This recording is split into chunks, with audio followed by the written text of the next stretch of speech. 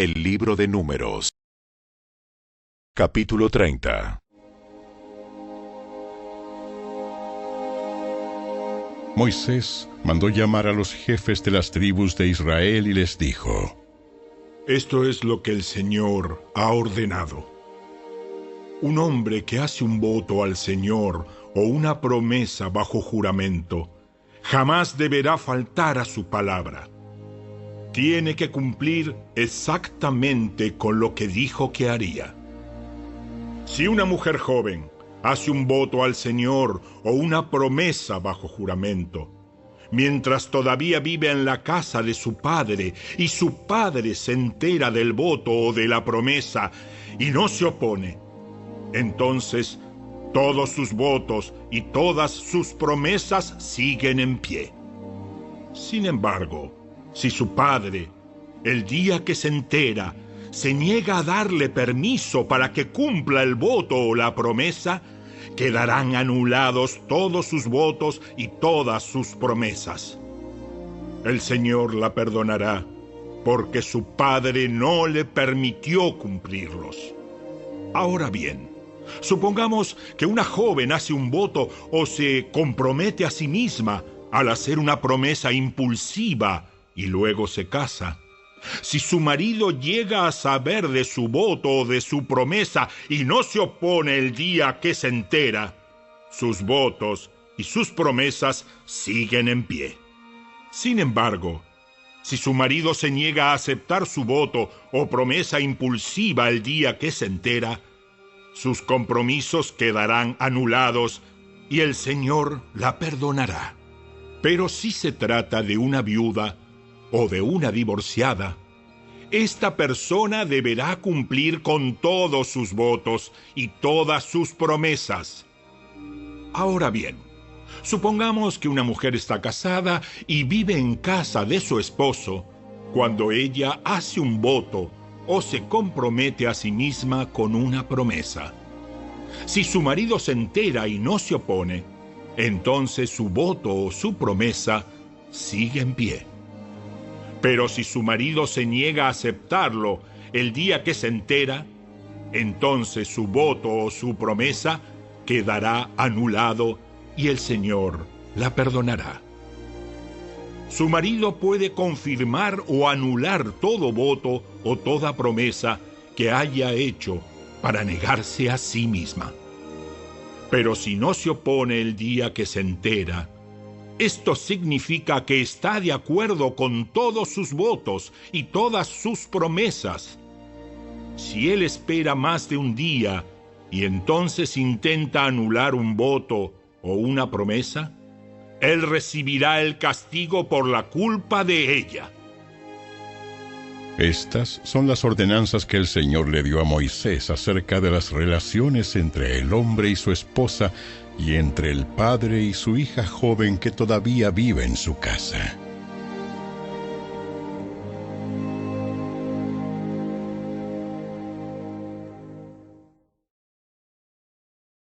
Capítulo 31. Entonces el Señor le dijo a Moisés: En nombre del pueblo de Israel, toma venganza en contra de los madianitas por haber conducido a mi pueblo a la idolatría. Después morirás y te reunirás con tus antepasados. Así que Moisés le dijo al pueblo: Escojan algunos hombres y ármenlos para pelear la guerra de venganza del Señor contra Madián. De cada tribu de Israel envíen 1000 hombres a la batalla. Entonces escogieron a 1000 hombres de cada tribu de Israel. En total reunieron a 12,000 hombres armados para la batalla.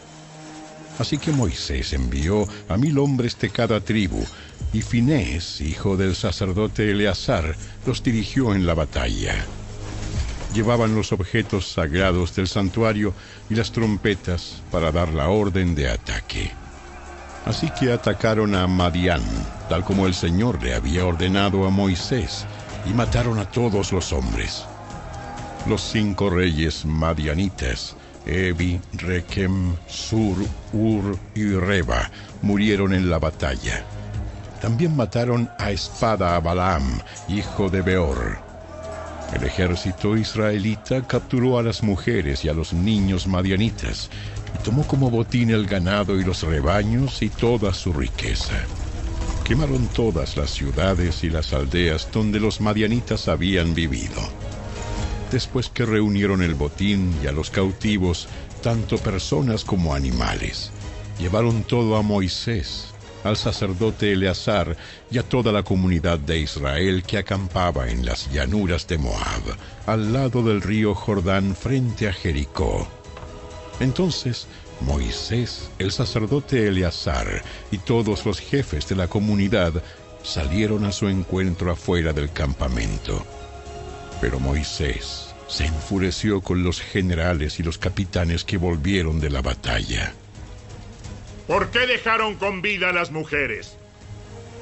Precisamente son ellas las que, siguiendo el consejo de Balaam, incitaron al pueblo de Israel a rebelarse contra el Señor en el monte Peor.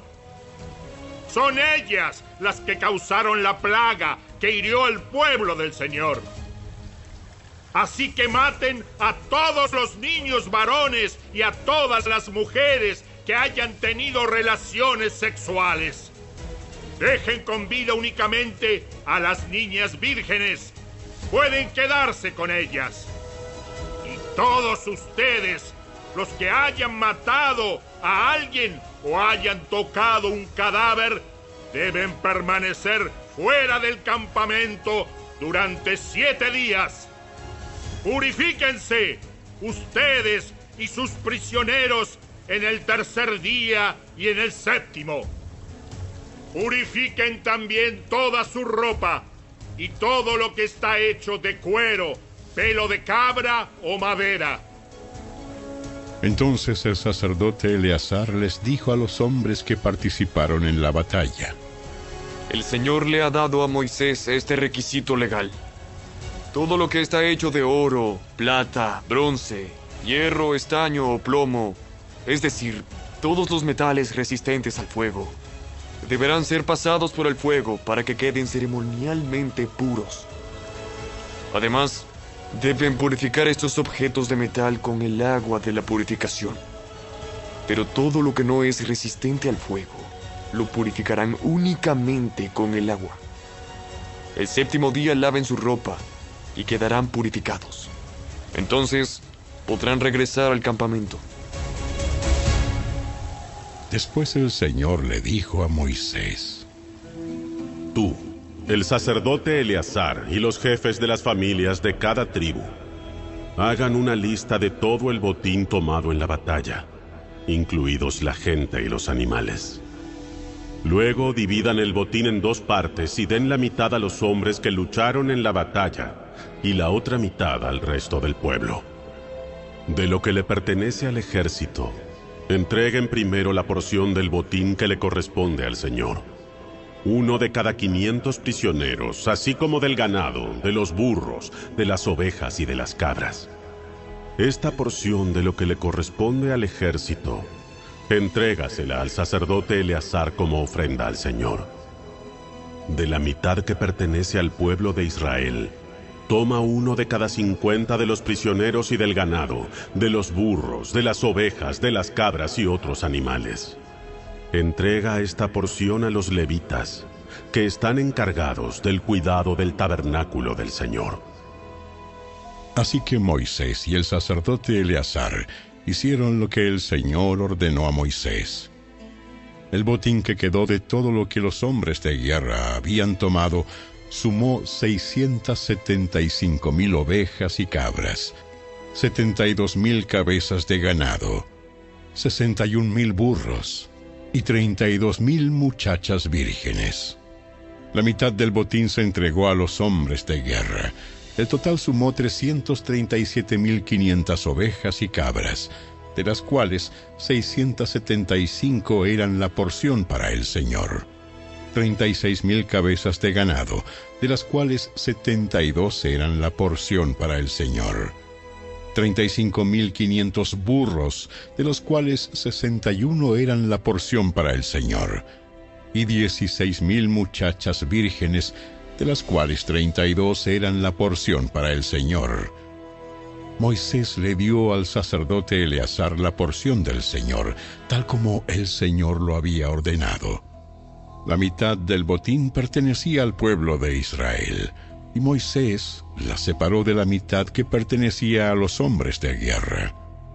El total entregado a los israelitas sumó 337,500 ovejas y cabras, 36,000 cabezas de ganado, 30,500 burros, 16,000 muchachas vírgenes. De la mitad entregada al pueblo, Moisés tomó uno de cada 50 prisioneros y animales, y los dio a los levitas que cuidaban el tabernáculo del Señor. Todo se realizó como el Señor le había ordenado a Moisés. Después los generales y los capitanes vinieron a Moisés y le dijeron: Nosotros, tus servidores, contamos a todos los hombres que salieron a la batalla bajo nuestras órdenes. No falta ninguno de nosotros. Así que, de nuestra porción del botín, presentamos como ofrenda al Señor los artículos de oro que tomamos: brazaletes, pulseras, anillos, aretes y collares.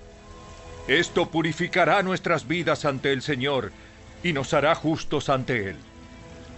Entonces Moisés y el sacerdote Eleazar recibieron el oro de todos los comandantes del ejército, que consistía en todo tipo de joyas y artículos artesanales.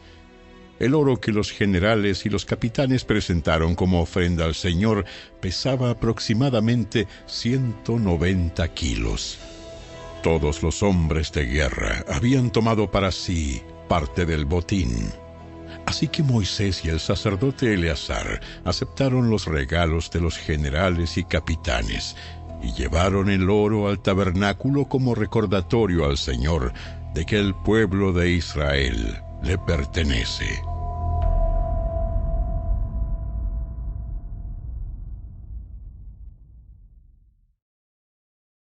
Capítulo 32. Las tribus de Rubén y Gad poseían una enorme cantidad de animales, así que cuando vieron que las tierras de Jazer y Galaad eran ideales para sus rebaños y manadas, se acercaron a Moisés, al sacerdote Eleazar y a los otros jefes de la comunidad, y les dijeron: Observen las ciudades de Atarot, Dibón, Aser, Nimra, Esbón, Eleale, Sibma, Nebo y Beón. El Señor conquistó todo este territorio para la comunidad de Israel, y es ideal para todos nuestros animales. Si contamos con su favor, permítanos ocupar esta tierra como nuestra propiedad, en lugar de darnos tierra al otro lado del río Jordán. ¿Significa esto que ustedes pretenden quedarse aquí mientras sus hermanos cruzan el río y combaten sin su apoyo? ¿Por qué quieren desalentar al resto del pueblo de Israel de cruzar a la tierra que el Señor les ha dado? Sus antepasados hicieron lo mismo cuando los envié de Cades Barnea a explorar la tierra. Después que subieron al valle de Escol y exploraron la tierra, desanimaron al pueblo de Israel para que no entrara a la tierra que el Señor le daba. Por eso el Señor se enojó mucho contra ellos y juró: de todos los que rescaté de Egipto, ninguno de 20 años o más verá jamás la tierra que juré dar a Abraham, a Isaac y a Jacob, porque no me han obedecido de corazón. Las únicas excepciones son Caleb, hijo de Jefone, el ceneseo, y Josué, hijo de Nun, porque ellos han seguido al Señor de todo corazón.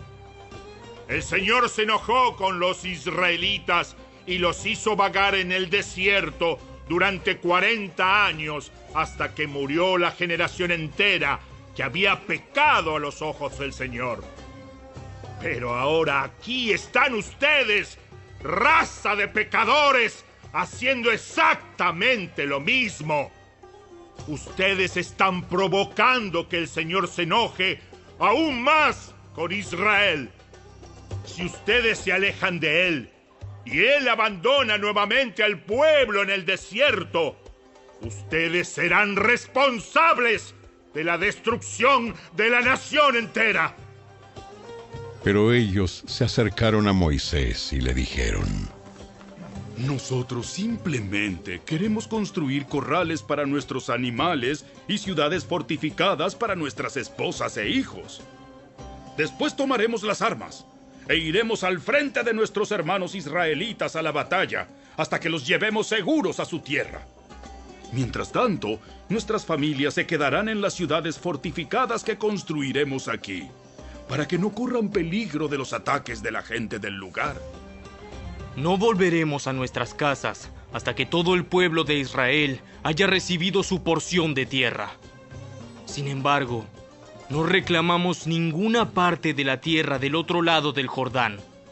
Preferimos vivir aquí, al oriente del Jordán, y la aceptamos como nuestra porción de tierra. Entonces Moisés les dijo: Si ustedes cumplen su palabra y se preparan para ir a la batalla del Señor, y si sus tropas cruzan el Jordán y siguen en la lucha hasta que el Señor expulse a sus enemigos, entonces podrán volver cuando el Señor haya conquistado la tierra. Habrán cumplido con su deber ante el Señor y ante el resto del pueblo de Israel. Y la tierra al oriente del Jordán será su propiedad de parte del Señor. Pero si no cumplen su palabra, entonces habrán pecado contra el Señor, y estén seguros de que su pecado los alcanzará. Adelante entonces, construyan ciudades para sus familias y corrales para sus rebaños, pero cumplan con todo lo que prometieron. Nosotros, tus servidores, seguiremos tus instrucciones al pie de la letra. Nuestros hijos y nuestras esposas, los rebaños y el ganado permanecerán aquí, en las ciudades de Galaad. Pero todos los que puedan portar armas cruzarán al otro lado, a fin de combatir para el Señor, así como tú has dicho. Así que Moisés dio las órdenes al sacerdote Eleazar, a Josué hijo de Nun, y a los jefes de los clanes de Israel. Y dijo: Los hombres de Gad y de Rubén, que están armados para la batalla, deben cruzar el Jordán con ustedes y luchar para el Señor. Si lo hacen, cuando terminen de conquistar la tierra, denles la región de Galaad como su propiedad.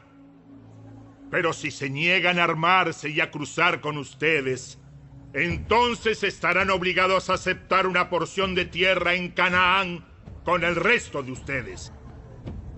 Entonces las tribus de Gad y Rubén volvieron a decir: Nosotros somos tus servidores, y haremos lo que el Señor ha ordenado. Cruzaremos el Jordán hacia Canaán, bien armados, a luchar para el Señor. Pero nuestra propiedad estará aquí, en este lado del Jordán. Moisés asignó tierra a las tribus de Gad y de Rubén, y a la media tribu de Manasés, hijo de José.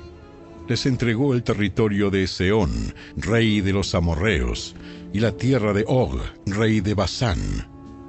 Toda la tierra con sus ciudades y tierras vecinas. Los descendientes de Gad construyeron las ciudades de Dibón, Atarot, Aroer, Atarot Sofán, Jazer, Jogbea, Bet Nimra y Bet Arán. Todas eran ciudades fortificadas con corrales para sus rebaños. Los descendientes de Rubén construyeron las ciudades de Esbón, Eleale, Kiriataim, Nebo, Balmeón y Sibma. Cambiaron los nombres de algunas de las ciudades que conquistaron y reconstruyeron. Entonces los descendientes de Maquir, de la tribu de Manasés, fueron a Galaad, la conquistaron y expulsaron a los amorreos que vivían allí. Moisés dio Galaad a los maquiritas, descendientes de Manasés, y ahí se establecieron. El pueblo de Jair, otro clan de la tribu de Manasés, conquistó muchas de las ciudades de Galaad y cambió el nombre de esa región a ciudades de Jair. Mientras tanto, un hombre llamado Noba conquistó el pueblo de Kenat y sus aldeas vecinas, y a esa región le dio su propio nombre.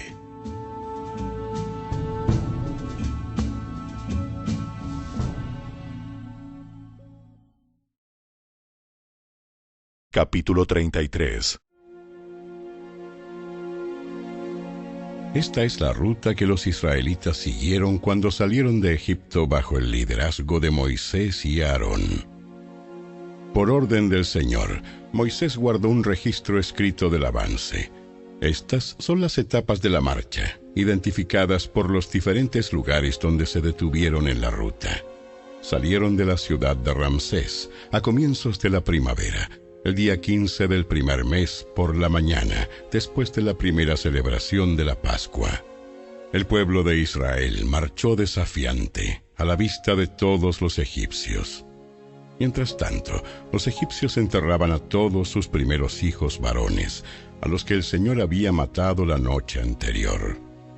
Esa noche, el Señor derrotó a los dioses de Egipto con grandes actos de juicio. Después de dejar Ramsés, los israelitas armaron el campamento en Sucot. Luego partieron de Sucot y acamparon en Etam, en los límites del desierto. Partieron de Etam y retrocedieron hacia Pi-Hahirot, frente a Baal-Zephón, y acamparon cerca de Migdol. Partieron de Pi-Hahirot y cruzaron el Mar Rojo para internarse en el desierto. Luego viajaron 3 días por el desierto de Etam y acamparon en Mara. Partieron de Mara y acamparon en Elim, donde había 12 fuentes de agua y 70 palmeras.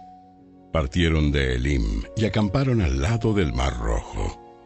Partieron del Mar Rojo y acamparon en el desierto de Sin. Partieron del desierto de Sin y acamparon en Dofca. Partieron de Dofca y acamparon en Aluz.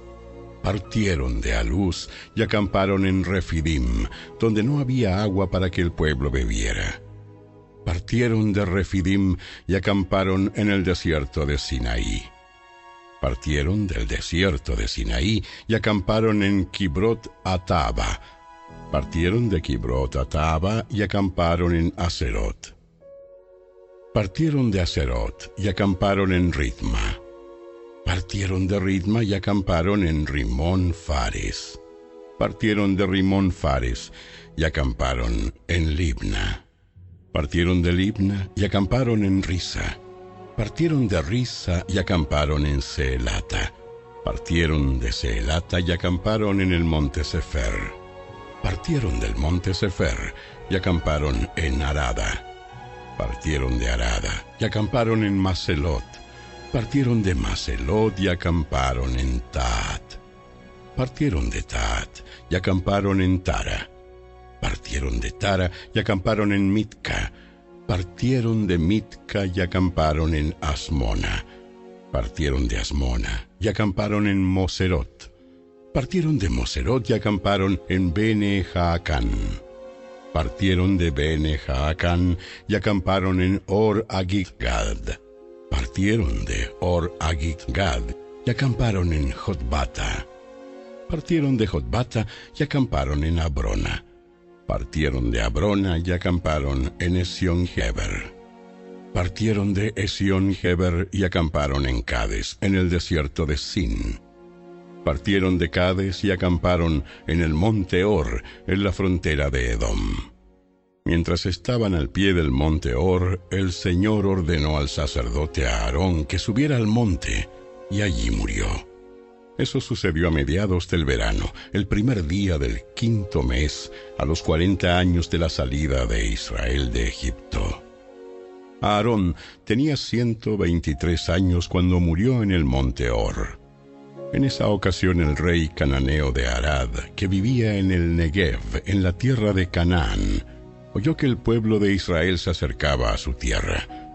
Mientras tanto, los israelitas dejaron el monte Hor y acamparon en Salmona. Partieron de Salmona y acamparon en Punón. Partieron de Punón y acamparon en Obot. Partieron de Obot y acamparon en Ije-Abarim, en la frontera de Moab. Partieron de Ije-Abarim y acamparon en Dibón-Gad. Partieron de Dibón-Gad y acamparon en Almón-Diblataim. Partieron de Almón-Diblataim y acamparon en las montañas al oriente del río, cerca del monte Nebo. Partieron de las montañas al oriente del río y acamparon en las llanuras de Moab junto al río Jordán, frente a Jericó. Acamparon a lo largo del río Jordán desde Bet-Jesimot hasta los prados de las acacias en las llanuras de Moab. Mientras acampaban cerca del río Jordán, en las llanuras de Moab, frente a Jericó, el Señor dijo a Moisés: Dale las siguientes instrucciones al pueblo de Israel. Cuando crucen el río Jordán a la tierra de Canaán, expulsen a todos los que viven allí. Destruyan todas las imágenes talladas y fundidas y derriben todos sus santuarios paganos. Tomen posesión de la tierra y establezcanse allí, porque a ustedes se la he dado para que la ocupen. Repartan la tierra entre los clanes por sorteo sagrado, en proporción a su tamaño. A los clanes más grandes se les entregará una porción más grande de tierra y a los clanes más pequeños una porción menor. La decisión del sorteo sagrado es definitiva. De esta manera se hará la repartición de las porciones de tierra entre sus tribus patriarcales. Sin embargo, si no expulsan a los habitantes de la tierra, los que se queden serán como astillas en sus ojos y espinas en sus costados. Los acosarán en la tierra que habitan, y yo haré con ustedes lo mismo que había pensado hacer con ellos.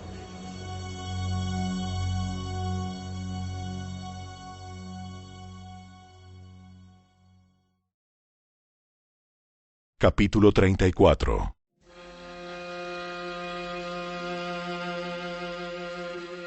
Entonces el Señor le dijo a Moisés: Da las siguientes instrucciones a los israelitas.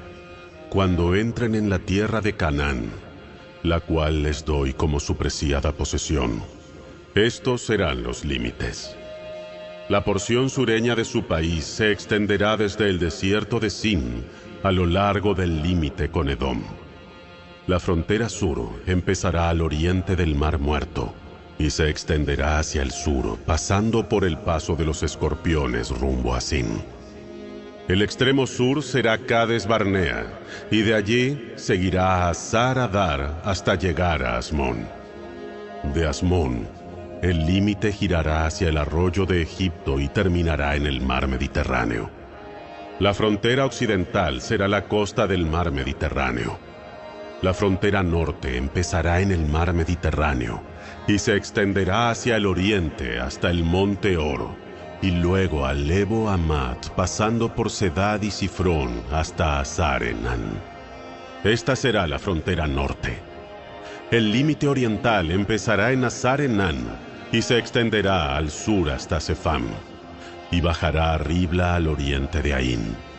De allí la frontera descenderá a lo largo de la orilla oriental del mar de Galilea, y luego a lo largo del río Jordán hasta llegar al Mar Muerto. Estos son los límites de su tierra.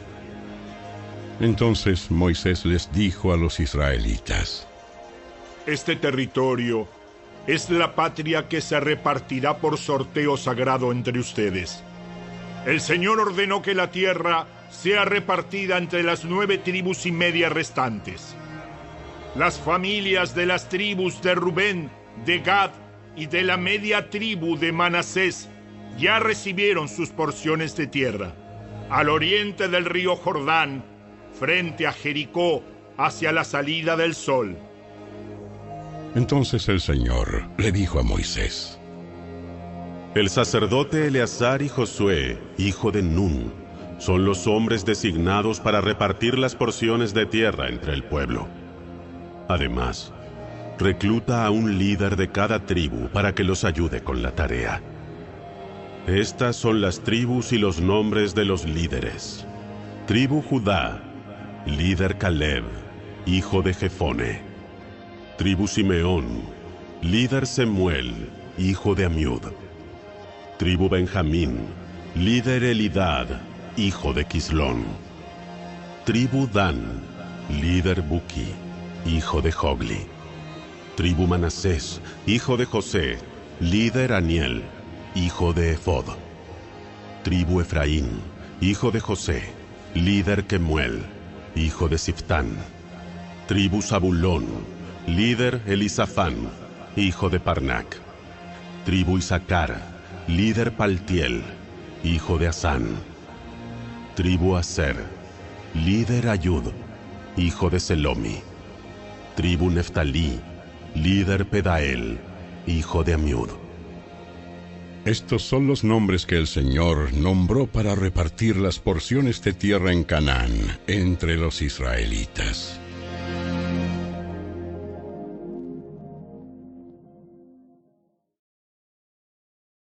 Capítulo 35. Mientras Israel acampaba junto al Jordán, en las llanuras de Moab, frente a Jericó, el Señor le dijo a Moisés: Ordena a los israelitas que, de las propiedades que recibieron, entreguen a los levitas algunas ciudades donde vivir, junto con los pastizales que las rodean. Los levitas vivirán en esas ciudades y las tierras que las rodean proveerán pastura para su ganado, rebaños y otros animales. Los pastizales alrededor de esas ciudades, asignados a los levitas, se extenderán por 460 metros a partir de las murallas de las ciudades en todas direcciones. Midan 920 metros afuera de las murallas de las ciudades en cada dirección: oriente, sur, occidente y norte, y la ciudad quedará en el centro. Esta área será otro pastizal, aún más grande para las ciudades. 6 de las ciudades que entreguen a los levitas serán ciudades de refugio, a donde una persona que haya matado a alguien por accidente pueda huir y ponerse a salvo. Además, entréguenles otras 42 ciudades. En total, darás a los levitas 48 ciudades con los pastizales que las rodean. Estas ciudades las tomarán de las propiedades del pueblo de Israel. Las tribus más grandes darán más ciudades a los levitas, mientras que las tribus más pequeñas darán menos. Cada tribu dará terreno en proporción al tamaño de la tierra que recibió. El Señor le dijo a Moisés: Dale las siguientes instrucciones al pueblo de Israel. Cuando crucen el Jordán para entrar a la tierra de Canaán, designen ciudades de refugio a donde una persona pueda huir si ha matado a alguien por accidente. Estas ciudades servirán como lugares de protección contra los parientes de la víctima que quieran vengar la muerte. No se le quitará la vida al responsable de la muerte antes de que la comunidad lo juzgue. Designen 6 ciudades de refugio para ustedes mismos: 3 al oriente del río Jordán y 3 al occidente, en la tierra de Canaán. Estas ciudades servirán para proteger a los israelitas, a los extranjeros que vivan entre ustedes y a los comerciantes ambulantes. Cualquiera que mate a alguien por accidente podrá huir allí para ponerse a salvo. Sin embargo, si alguien golpea y mata a otro con un objeto de hierro, comete homicidio, y el asesino debe ser ejecutado. Si alguien con una piedra en la mano golpea y mata a otro, comete homicidio, y el asesino debe ser ejecutado. Si alguien golpea y mata a otro con un objeto de madera, comete homicidio, y el asesino debe ser ejecutado. El pariente más cercano de la víctima es responsable de quitarle la vida al asesino. Cuando ellos se encuentren, el vengador debe quitarle la vida al asesino. Así que si alguien por odio le tiende una emboscada a otro y luego lo empuja o le lanza algo y éste muere, comete homicidio. o si alguien por odio golpea a otro con su puño y muere, comete homicidio. En tales casos, el vengador tiene que quitarle la vida al asesino cuando se encuentren. Ahora bien, supongamos que alguien empuja a otro sin enemistad previa, o lanza algo que sin intención golpea a otro, o por accidente deja caer una piedra grande sobre alguien y, aunque no eran enemigos, la persona muere. Si esto llegara a suceder, la comunidad debe seguir las siguientes normas al juzgar entre el responsable de la muerte y el vengador, el pariente más cercano de la víctima. La comunidad debe proteger al responsable de la muerte del vengador y debe escoltarlo para que regrese a vivir en la ciudad de refugio a la que huyó. Allí permanecerá hasta la muerte del sumo sacerdote, que fue ungido con el aceite sagrado. Sin embargo, si el responsable de la muerte alguna vez sale de los límites de la ciudad de refugio y el vengador lo encuentra fuera de la ciudad y lo mata, su muerte no será considerada homicidio. El responsable de la muerte debió haber permanecido dentro de la ciudad de refugio hasta la muerte del sumo sacerdote. Pero después de la muerte del sumo sacerdote, el responsable de la muerte podrá volver a su propia tierra. Estos son requisitos legales y tendrán que cumplirse de generación en generación donde quiera que vivan. Todos los asesinos deben ser ejecutados, pero solo si las pruebas son presentadas por más de un testigo. No se puede condenar a muerte a nadie por el testimonio de un solo testigo. Tampoco se aceptará el pago de rescate por la vida de alguien que haya sido juzgado y encontrado culpable de asesinato y condenado a muerte.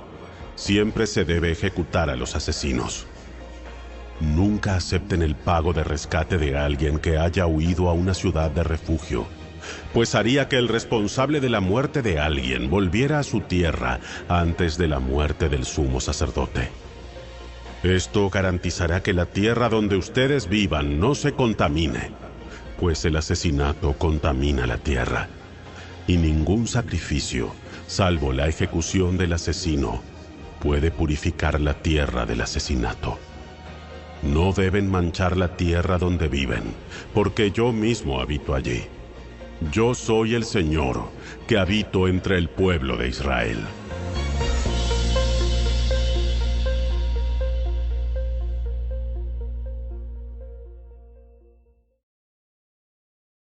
Capítulo 36.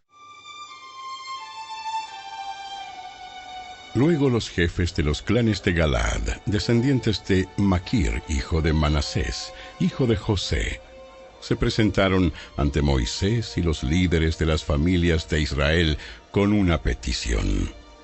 Dijeron a Moisés: El Señor te dijo que repartieras la tierra entre el pueblo de Israel por sorteo sagrado. El Señor te dijo que la porción de tierra que pertenece a nuestro hermano Zelofead se la dieras a sus hijas. Sin embargo, si ellas se casan con hombres de otra tribu, llevarán consigo sus porciones de tierra a la tribu de los hombres con quienes se casen. De esa manera, el área total de la tierra de nuestra tribu se reducirá. Entonces, cuando llegue el año de jubileo, esa porción de tierra se agregará a esa nueva tribu y provocará que nuestra tribu patriarcal la pierda para siempre. Así que Moisés les dio a los israelitas de parte del Señor el siguiente mandato. El reclamo de los hombres de la tribu de José es legítimo. Esto es lo que el Señor ordena acerca de las hijas de Zelofead. Permítanles casarse con quienes deseen, siempre y cuando sea alguien de su propia tribu patriarcal. No se permite que ninguna tierra se transfiera de una tribu a otra, ya que toda la tierra asignada a cada tribu debe permanecer dentro de la tribu a la que inicialmente fue concebida. Las hijas de todas las tribus de Israel que estén en línea para heredar la propiedad deben casarse dentro de su propia tribu. De esta manera, todos los israelitas conservarán sus propiedades patriarcales. Ninguna porción de tierra puede pasar de una tribu a otra. Cada tribu de Israel debe conservar la porción de tierra que le fue asignada. Entonces las hijas de Zelofead hicieron lo que el Señor le ordenó a Moisés. Mala, Tirsa, Ogla, Milca y Noa. Todas se casaron con sus primos por parte de su padre, dentro de los clanes de Manasés, hijo de José. De este modo, su herencia de tierra permaneció dentro de su tribu patriarcal. Estos son los mandatos y las ordenanzas que el Señor le dio al pueblo de Israel por medio de Moisés, mientras acampaban en las llanuras de Moab, junto al río Jordán, frente a Jericó.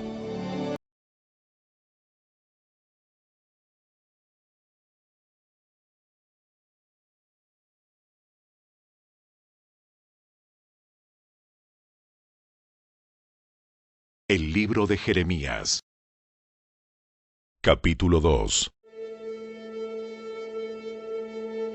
El Señor me dio otro mensaje y me dijo: Ve y anuncia a gritos este mensaje a Jerusalén. Esto dice el Señor. Recuerdo qué ansiosa estabas por complacerme cuando eras una joven recién casada. Cómo me amabas y me seguías, aún a través de lugares desolados. En esos días, Israel estaba consagrado al Señor. Era el primero de sus hijos. Todos los que lastimaron a su pueblo fueron declarados culpables, y sobre ellos cayó la calamidad. Yo, el Señor, he hablado. Escuchen la palabra del Señor, pueblo de Jacob, todas las familias de Israel. Esto dice el Señor: Qué mal encontraron en mí sus antepasados, que los llevó a alejarse tanto de mi lado. Rindieron culto a ídolos inútiles y ellos mismos se volvieron inútiles. No preguntaron: ¿dónde está el Señor que nos sacó a salvo de Egipto y nos guió a través del árido desierto por una tierra desolada y llena de hoyos, una tierra de sequía y muerte, donde no vive ni viaja nadie? Cuando los traje a una tierra fértil para que disfrutaran de sus bienes y de su abundancia, contaminaron mi tierra y corrompieron la posesión que les había prometido. Los sacerdotes no preguntaron: ¿dónde está el Señor? Aquellos que enseñaron mi palabra me ignoraron. Los gobernantes se volvieron en mi contra, y los profetas hablaron en nombre de Baal, perdiendo su tiempo con ídolos inútiles. Por lo tanto, presentaré mi acusación en su contra. Aún presentaré cargos contra los hijos de sus hijos en los años venideros. Vayan al occidente y miren en la tierra de Chipre. Vayan al oriente y busquen en la tierra de Cedar. ¿Acaso alguien ha oído algo tan extraño como esto? ¿Alguna vez una nación ha cambiado sus dioses por otros, aun cuando no son dioses en absoluto? Sin embargo, mi pueblo ha cambiado a su glorioso Dios por ídolos inútiles. Los cielos están espantados ante semejante cosa y retroceden horrorizados y consternados. Pues mi pueblo ha cometido dos maldades.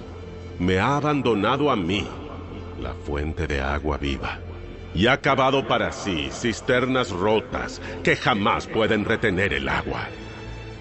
¿Por qué Israel se ha convertido en esclavo? ¿Por qué se lo han llevado como botín? Leones fuertes rugieron contra él, y la tierra ha sido destruida. Ahora las ciudades están en ruinas. Ya nadie vive en ellas. Los egipcios, en pie de guerra, llegaron desde sus ciudades de Memphis y Tafnes. Han destruido la gloria y el poder de Israel. Tú mismo te has buscado esta desgracia al rebelarte contra el Señor tu Dios, aun cuando Él te guiaba por el camino. ¿qué provecho has sacado de tus alianzas con Egipto y de tus pactos con Asiria? ¿En qué te benefician las corrientes del Nilo o las aguas del río Éufrates? Tu perversidad traerá su propio castigo. El haberte alejado de mí te avergonzará. Verás qué malo y amargo es abandonar al Señor tu Dios y no temerle. Yo, el Señor de los ejércitos celestiales, he hablado. Hace tiempo rompí el yugo que te oprimía y arranqué las cadenas de tu esclavitud, pero aún así dijiste, no te serviré. Sobre cada colina y debajo de todo árbol frondoso te has prostituido, inclinándote ante ídolos. Pero fui yo el que te planté, escogiendo una vid del más puro origen, lo mejor de lo mejor. ¿Cómo te transformaste en esta vid corrupta y silvestre? Por más jabón o lejía que te pongas, no puedes limpiarte. Aún puedo ver la mancha de tu culpa. Yo, el Señor soberano, he hablado. Tú dices, esto no es cierto. No he rendido culto a las imágenes de Baal. Pero ¿cómo puedes decir semejante cosa? Ve y mira lo que hay en cualquier valle de la tierra. Reconoce los espantosos pecados que has cometido. Eres como una camella inquieta buscando un macho con desesperación. Eres como una burra salvaje, olfateando el viento en época de apareamiento. ¿Quién puede contenerla de su celo? Los que la desean no necesitan buscar demasiado, porque es ella quien corre hacia ellos. ¿Cuándo dejarás de correr? ¿Cuándo desistirás de jadear tras otros dioses? Pero tú dices, ahórrate tus palabras. Estoy enamorada de estos dioses ajenos y no puedo dejar de amarlos. Israel es como un ladrón que solo se avergüenza cuando lo descubren, al igual que sus reyes, funcionarios, sacerdotes y profetas. A una imagen tallada en un trozo de madera le dicen, tú eres mi padre. A un ídolo esculpido en un bloque de piedra le dicen, tú eres mi madre. Me dan la espalda. Pero durante tiempos difíciles me suplican, ven y sálvanos. Pero ¿por qué no invocas a esos dioses que has fabricado? Cuando lleguen los problemas, que ellos te salven si pueden. Pues tú tienes tantos dioses como ciudades hay en Judá. ¿Por qué me acusas de hacer el mal? Ustedes son los que se han rebelado. He castigado a tus hijos, pero no respondieron a mi disciplina. Tú mismo mataste a tus profetas como un león mata a su presa. Oh, pueblo mío, presta atención a las palabras del Señor. ¿Acaso he sido como un desierto para Israel? ¿Acaso le he sido una tierra de tinieblas? Entonces, díganme por qué mi pueblo declara, por fin nos hemos librado de Dios. No lo necesitamos más. ¿Se olvida una joven de sus joyas o una recién casada de su vestido de bodas? Sin embargo, año tras año, mi pueblo se ha olvidado de mí. ¿Cómo maquinas y tramas para ganarte a tus amantes? Hasta una prostituta veterana podría aprender de ti. Tus vestidos están manchados con la sangre de los inocentes y de los pobres. Aunque no los sorprendiste robando tu casa. Aún así dices, no he hecho nada malo. Seguro que Dios no está enojado conmigo. Pero ahora te castigaré severamente porque afirmas no haber pecado. Primero acá, después allá, saltas de un aliado a otro pidiendo ayuda. Pero tus nuevos amigos de Egipto te fallarán, tal como Asiria lo hizo antes. Desesperado, serás llevado al destierro con las manos en la cabeza, porque el Señor ha rechazado a las naciones en las cuales confías. Ellas no te ayudarán en absoluto.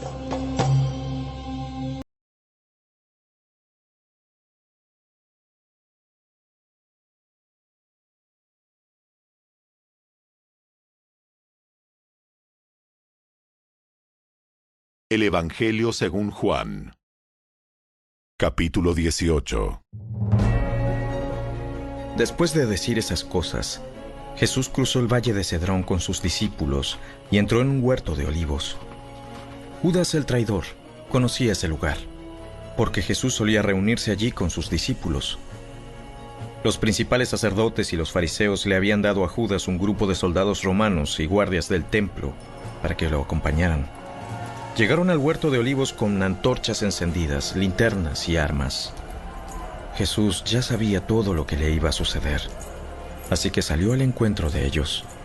¿A quién buscan? ¡A Jesús de Nazaret! Yo soy. Judas, el que lo traicionó, estaba con ellos. Cuando Jesús dijo, «Yo soy», todos retrocedieron y cayeron al suelo. Una vez más les preguntó, ¿a quién buscan? Y nuevamente ellos contestaron, ¡A Jesús de Nazaret! Ya les dije que yo soy, ya que soy la persona a quien buscan. Dejen que los demás se vayan. Lo hizo para que se cumplieran sus propias palabras. No perdí ni a uno solo de los que me diste. Entonces Simón Pedro sacó una espada y le cortó la oreja derecha a Malco, un esclavo del sumo sacerdote. Pero Jesús le dijo a Pedro, «Mete tu espada en la vaina. ¿Acaso no voy a beber de la copa de sufrimiento que me ha dado el Padre?» Así que los soldados, el oficial que los comandaba y los guardias del templo arrestaron a Jesús y lo ataron. Primero lo llevaron ante Anás, ya que era el suegro de Caifás, quien era sumo sacerdote en ese momento. Caifás era el que les había dicho a los otros líderes judíos, «Es mejor que muera un solo hombre por el pueblo». Simón Pedro y otro discípulo siguieron a Jesús. Ese otro discípulo conocía al sumo sacerdote, así que le permitieron entrar con Jesús al patio del sumo sacerdote. Pedro tuvo que quedarse afuera, junto a la puerta. Entonces el discípulo que conocía al sumo sacerdote habló con la mujer que cuidaba la puerta, y ella dejó entrar a Pedro. La mujer le preguntó a Pedro, ¿no eres tú también uno de los discípulos de ese hombre? No, no lo soy. Como hacía frío, los sirvientes de la casa y los guardias habían hecho una fogata con carbón. Estaban allí de pie junto al fuego, calentándose. Y Pedro estaba con ellos, también calentándose. Adentro, el sumo sacerdote comenzó a interrogar a Jesús acerca de sus seguidores y de lo que les había estado enseñando. Jesús contestó, «Todos saben lo que enseño. He predicado con frecuencia en las sinagogas y en el templo, donde se reúne el pueblo. No he hablado en secreto. ¿Por qué me haces a mí esa pregunta? Pregúntales a los que me oyeron. Ellos saben lo que dije». Entonces uno de los guardias del templo que estaba cerca le dio una bofetada a Jesús. ¡Ah!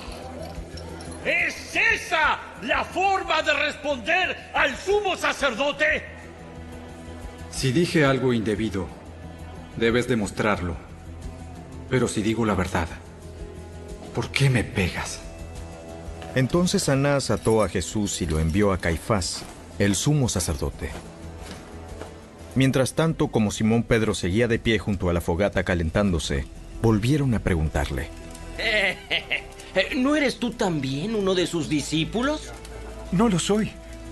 Pero uno de los esclavos del sumo sacerdote, pariente del hombre al que Pedro le había cortado la oreja, preguntó, ¿no te vi en el huerto de olivos con Jesús? Una vez más, Pedro lo negó, y enseguida cantó un gallo. El juicio de Jesús ante Caifás terminó cerca del amanecer. De allí lo llevaron a la residencia oficial del gobernador romano. Sus acusadores no entraron porque, de haberlo hecho, se habrían contaminado y no hubieran podido celebrar la Pascua. Por eso Pilato, el gobernador, salió a donde estaban ellos y les preguntó, ¿qué cargos tienen contra este hombre? No te lo habríamos entregado si no fuera un criminal. Entonces llévenselo y júzguelo de acuerdo con la ley de ustedes.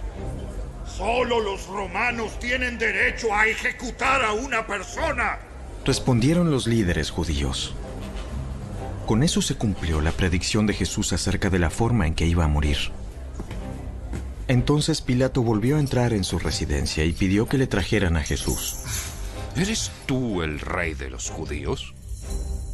¿Lo preguntas por tu propia cuenta? ¿O porque otros te hablaron de mí? ¿Acaso yo soy judío? Tu propio pueblo y sus principales sacerdotes te trajeron a mí para que yo te juzgue. ¿Por qué? ¿Qué has hecho? Mi reino no es un reino terrenal. Si lo fuera, mis seguidores lucharían para impedir que yo sea entregado a los líderes judíos. Pero mi reino no es de este mundo. Entonces, ¿eres un rey? Tú dices que soy un rey. En realidad, yo nací y vine al mundo para dar testimonio de la verdad. Todos los que aman la verdad reconocen que lo que digo es cierto. ¿Qué es la verdad? Entonces salió de nuevo a donde estaba el pueblo y dijo: Este hombre no es culpable de ningún delito. ¡No! Pero ustedes tienen la costumbre de pedirme cada año que ponga en libertad a un preso durante la Pascua. ¿Quieren que deje en libertad a ese rey de los judíos? Pero ellos contestaron a gritos: ¡No!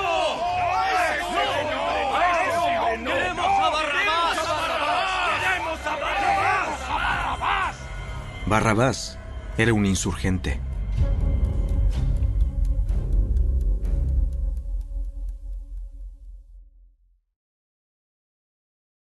Capítulo 19. Entonces Pilato mandó azotar a Jesús con un látigo que tenía puntas de plomo. Los soldados armaron una corona de espinas y se la pusieron en la cabeza y lo vistieron con un manto púrpura.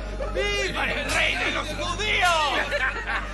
¡Viva el rey de los judíos! Se burlaban de él mientras lo abofeteaban. Pilato volvió a salir y le dijo al pueblo: Ahora lo voy a traer, pero que quede bien claro que yo no lo encuentro culpable de nada. Entonces Jesús salió con la corona de espinas sobre la cabeza y el manto púrpura puesto. Y Pilato dijo: Miren, aquí tienen al hombre. Cuando lo vieron, los principales sacerdotes y los guardias del templo comenzaron a gritar: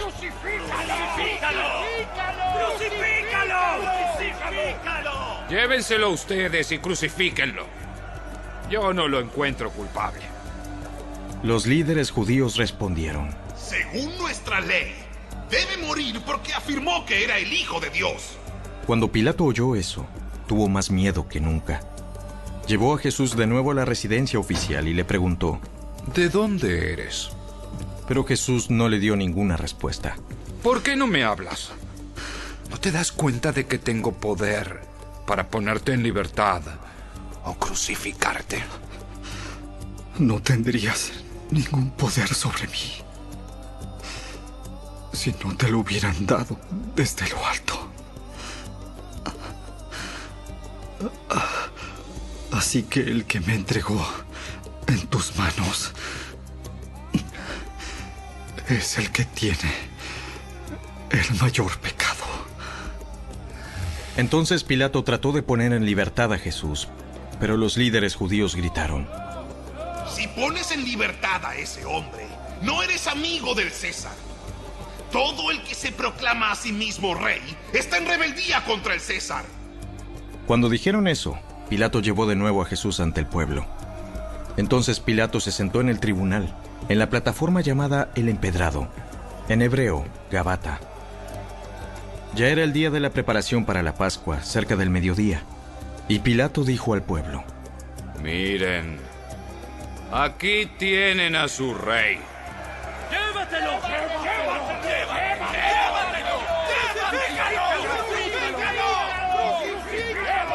¿Cómo dicen? ¿Que yo crucifique a su rey? ¡No tenemos otro rey más que el César! Le contestaron a gritos los principales sacerdotes. Entonces Pilato les entregó a Jesús para que lo crucificaran. Así que se llevaron a Jesús. Él, cargando su propia cruz, fue al sitio llamado Lugar de la Calavera, en hebreo, Gólgota. Allí lo clavaron en la cruz. También crucificaron a otros 2 con él, uno a cada lado, y a Jesús en medio. Y Pilato colocó un letrero sobre la cruz que decía: Jesús de Nazaret, el Rey de los Judíos. El lugar donde crucificaron a Jesús estaba cerca de la ciudad, y el letrero estaba escrito en hebreo, en latín y en griego, para que muchos pudieran leerlo. Entonces los principales sacerdotes se opusieron y le dijeron a Pilato: Cambia la inscripción, el Rey de los Judíos, por una que diga: Él dijo, yo soy el Rey de los Judíos. ¡No! Lo que he escrito, escrito está y así quedará. Una vez que los soldados terminaron de crucificarlo, tomaron la ropa de Jesús y la dividieron en 4 partes, una para cada uno de ellos.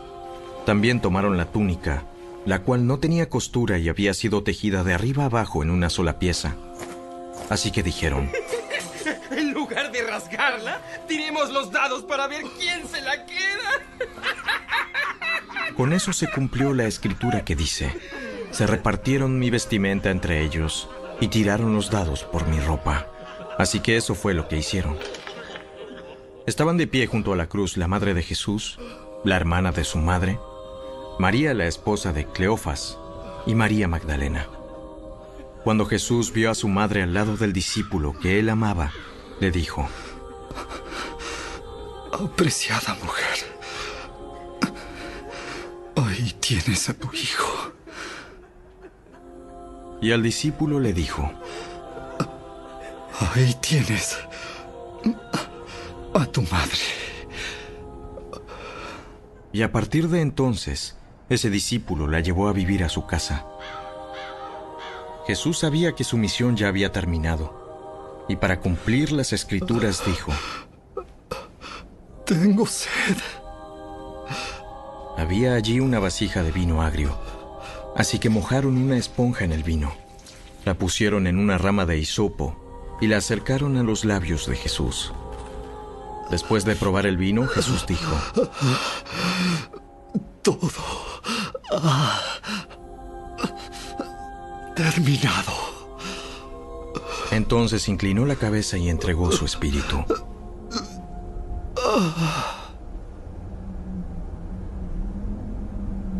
Era el día de preparación y los líderes judíos no querían que los cuerpos permanecieran allí colgados el día siguiente, que era el día de descanso, y uno muy especial, porque era la Pascua. Entonces le pidieron a Pilato que mandara quebrarles las piernas a los crucificados para apresurarles la muerte. Así podrían bajar los cuerpos. Entonces los soldados fueron y les quebraron las piernas a los 2 hombres crucificados con Jesús. Cuando llegaron a Jesús, vieron que ya estaba muerto. Así que no le quebraron las piernas. Sin embargo, uno de los soldados le atravesó el costado con una lanza, y de inmediato salió sangre y agua. La información anterior proviene de un testigo ocular que presenta un relato fiel. Él dice la verdad para que ustedes también continúen creyendo. Esas cosas sucedieron para que se cumplieran las escrituras que dicen: Ni uno de sus huesos será quebrado, y mirarán al que atravesaron. Más tarde, José de Arimatea, quien había sido un discípulo secreto de Jesús, por temor a los líderes judíos, pidió permiso a Pilato para bajar el cuerpo de Jesús. Cuando Pilato concedió el permiso, José fue a buscar el cuerpo y se lo llevó. Lo acompañó Nicodemo, el hombre que había ido a ver a Jesús de noche. Llevó consigo unos 33 kilos de ungüento perfumado, una mezcla de mirra y aloe. De acuerdo con la costumbre de los entierros judíos, envolvieron el cuerpo de Jesús untado con las especias en largos lienzos de lino. El lugar de la crucifixión estaba cerca de un huerto donde había una tumba nueva que nunca se había usado. Y como era el día de preparación para la Pascua judía, y la tumba estaba cerca, pusieron a Jesús allí.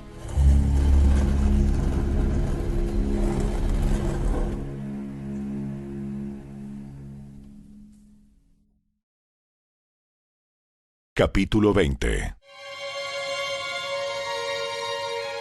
El domingo por la mañana temprano, mientras aún estaba oscuro, María Magdalena llegó a la tumba y vio que habían rodado la piedra de la entrada. Corrió y se encontró con Simón Pedro y con el otro discípulo, a quien Jesús amaba. Les dijo: Sacaron de la tumba el cuerpo del Señor y no sabemos dónde lo pusieron. Pedro y el otro discípulo se dirigieron a la tumba. Ambos iban corriendo, pero el otro discípulo corrió más aprisa que Pedro y llegó primero a la tumba. Se agachó a mirar adentro y vio a los lienzos de lino apoyados ahí, pero no entró. Luego llegó Simón Pedro y entró en la tumba. Él también notó los lienzos de lino allí, pero el lienzo que había cubierto la cabeza de Jesús estaba doblado y colocado aparte de las otras tiras. Entonces el discípulo que había llegado primero a la tumba también entró y vio y creyó, porque hasta ese momento aún no habían entendido las escrituras que decían que Jesús tenía que resucitar de los muertos. Después cada uno se fue a su casa. María se encontraba llorando fuera de la tumba y mientras lloraba, se agachó y miró adentro. Vio a 2 ángeles vestidos con vestiduras blancas, uno sentado a la cabecera y el otro a los pies, en el lugar donde había estado el cuerpo de Jesús.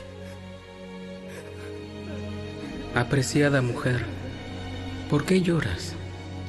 Porque se han llevado a mi Señor y no sé dónde lo han puesto. Dio la vuelta para irse y vio a alguien que estaba de pie allí.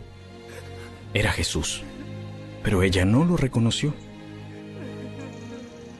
Apreciada mujer, ¿por qué lloras? ¿A quién buscas?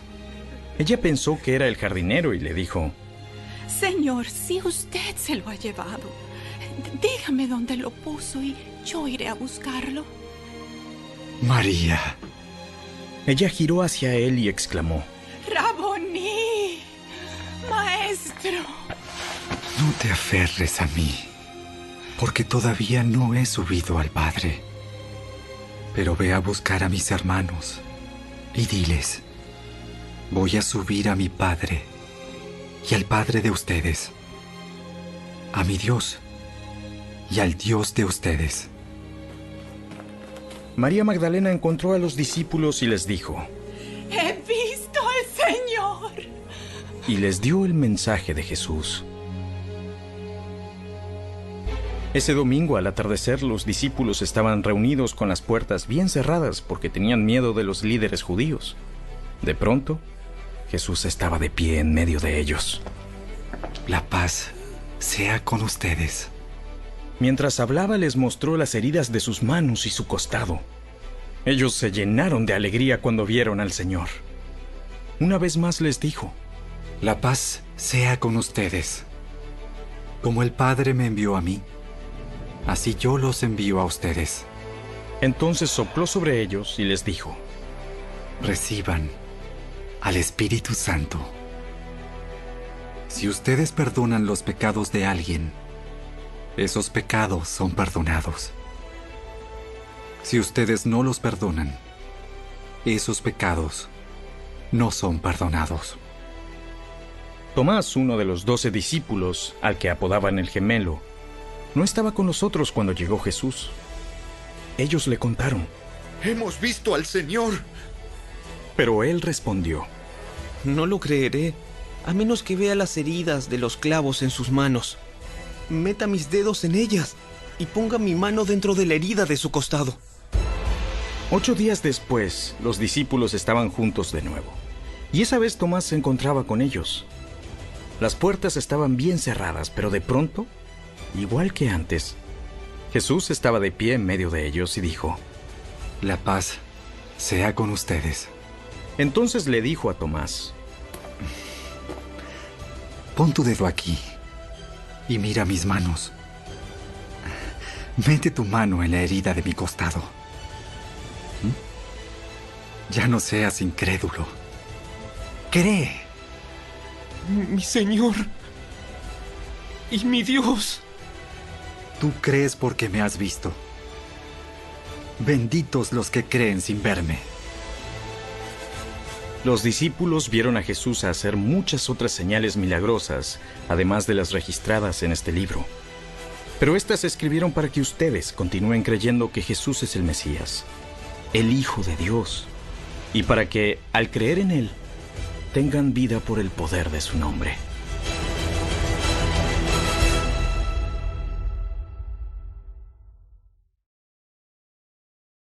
Capítulo 21. Más tarde Jesús se apareció nuevamente a los discípulos junto al mar de Galilea. Este es el relato de lo que sucedió. Varios de sus discípulos se encontraban allí. Simón Pedro, Tomás, al que apodaban el gemelo, Natanael de Caná de Galilea, los hijos de Zebedeo y otros 2 discípulos.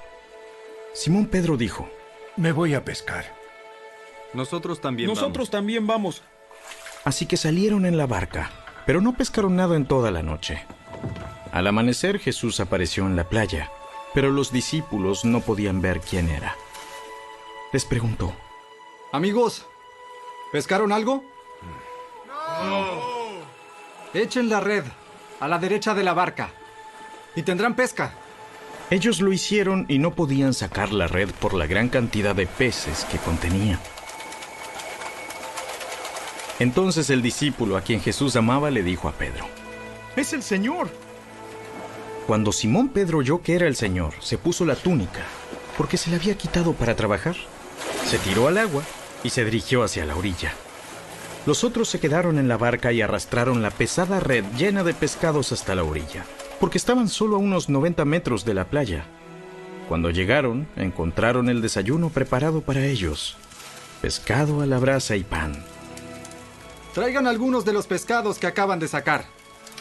Así que Simón Pedro subió a la barca y arrastró la red hasta la orilla.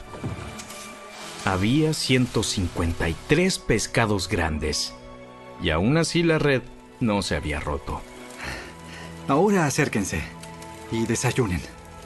Ninguno de los discípulos se atrevió a preguntarle: ¿quién eres? Todos sabían que era el Señor. Entonces Jesús les sirvió el pan y el pescado. Esa fue la tercera vez que se apareció a sus discípulos después de haber resucitado de los muertos. Después del desayuno, Jesús le preguntó a Simón Pedro: Simón, hijo de Juan, ¿me amas más que estos? Sí, Señor. Tú sabes que te quiero. Entonces, alimenta a mis corderos. Jesús repitió la pregunta: Simón, hijo de Juan, ¿me amas? Sí, Señor. Tú sabes que te quiero. Entonces, cuida de mis ovejas. Le preguntó por tercera vez: Simón, hijo de Juan, ¿me quieres? A Pedro le dolió que Jesús le dijera la tercera vez: ¿me quieres? Le contestó: Señor, tú sabes todo. Tú sabes que yo te quiero. Entonces, alimenta a mis ovejas. Te digo la verdad, cuando eras joven, podías hacer lo que querías. Te vestías tú mismo e ibas a donde querías ir. Sin embargo, cuando seas viejo, extenderás los brazos y otros te vestirán y te llevarán a donde no quieras ir. Jesús dijo eso para darle a conocer el tipo de muerte con la que Pedro glorificaría a Dios. Entonces Jesús le dijo: sígueme. Pedro se dio vuelta y vio que detrás de ellos estaba el discípulo a quien Jesús amaba, el que se había inclinado hacia Jesús durante la cena para preguntarle: Señor, ¿quién va a traicionarte? Pedro le preguntó a Jesús: Señor, ¿qué va a pasar con él? Si quiero que él siga vivo hasta que yo regrese, ¿qué tiene que ver contigo? En cuanto a ti, sígueme. Así que entre la comunidad de los creyentes corrió el rumor de que ese discípulo no moriría. Pero eso no fue en absoluto lo que dijo Jesús. Él solamente dijo: si quiero que él siga vivo hasta que yo regrese, ¿qué tiene que ver contigo? Ese discípulo es el que da testimonio de todos estos sucesos. y los ha registrado en este libro, y sabemos que su relato es fiel. Jesús también hizo muchas otras cosas. Si todas se pusieran por escrito, supongo que el mundo entero no podría contener los libros que se escribirían.